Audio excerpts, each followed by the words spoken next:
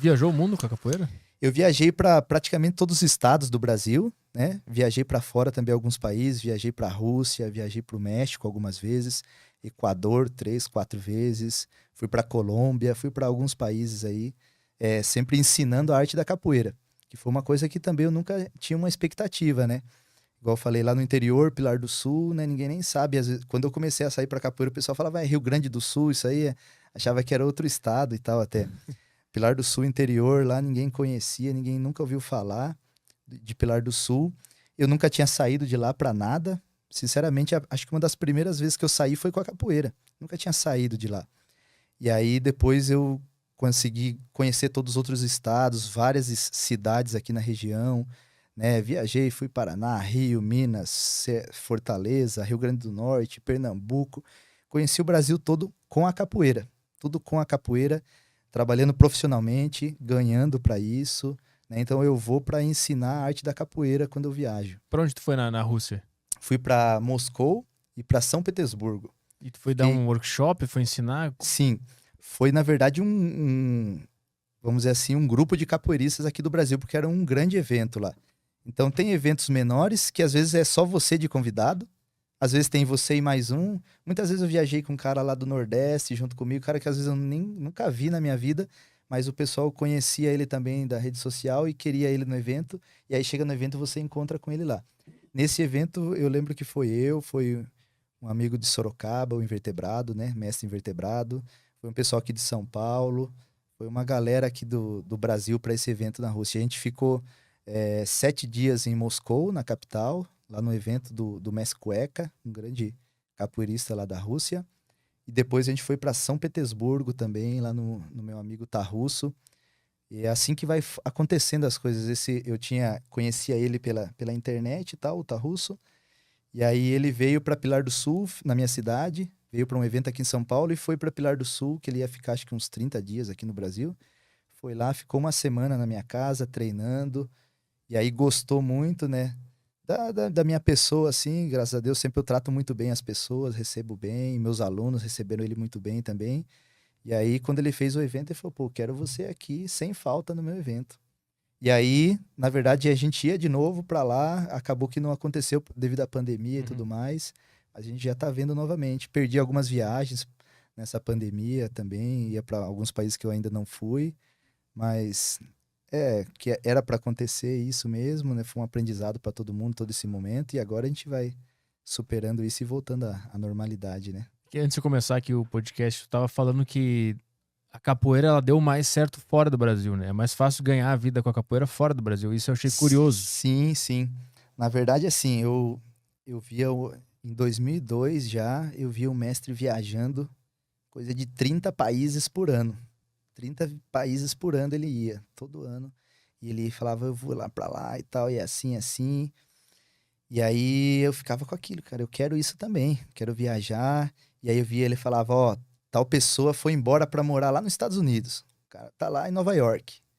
Ah, tal fulano foi pra Rússia, foi pra tal lugar. Tô mandando um cara pra Itália agora. Era esses papos assim do Messi, eu moleque ali só ouvindo aquilo. E eu falava, cara, eu quero isso pra mim também. Eu quero ir embora pra um país diferente, viver de capoeira. E ele falava, o pessoal tá bem lá, isso, aquilo. Só que aí foram indo, foram passando os anos.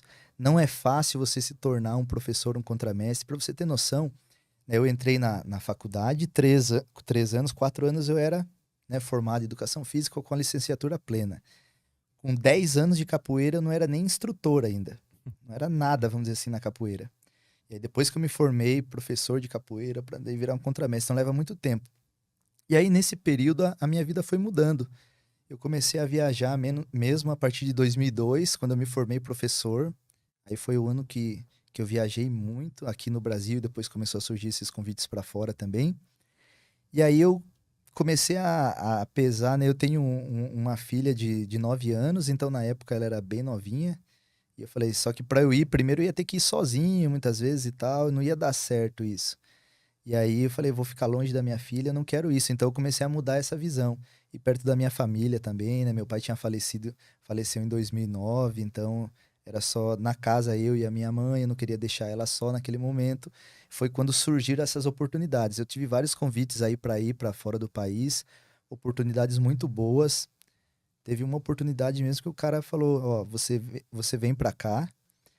O meu pai tem algumas casas de aluguel, vou te dar uma casa para você morar, você vai continuar estudando aqui na universidade, você vai receber tanto só para você estudar, fazer um mestrado, doutorado, pós-doutorado, o que você quiser estudar, que você vai aprender.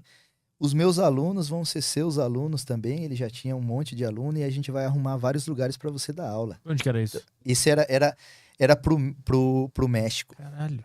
Pro México. E aí aconteceu que eu falei, cara, eu não tenho essa vontade mais. Eu não tenho essa vontade mais. E aí depois surgiram outras para Europa também, Portugal e tudo mais, e eu acabei que todas eu fui negando, não tenho. E hoje em dia eu vejo que eu fiz uma boa escolha. Eu sou feliz na minha cidade. É um lugar que a gente se conhece, todo mundo se conhece lá. E aí a galera conhece o meu trabalho, sabe da minha postura perante a capoeira. Qual é o interesse desses outros países na capoeira? Existe um movimento forte de capoeiristas não brasileiros?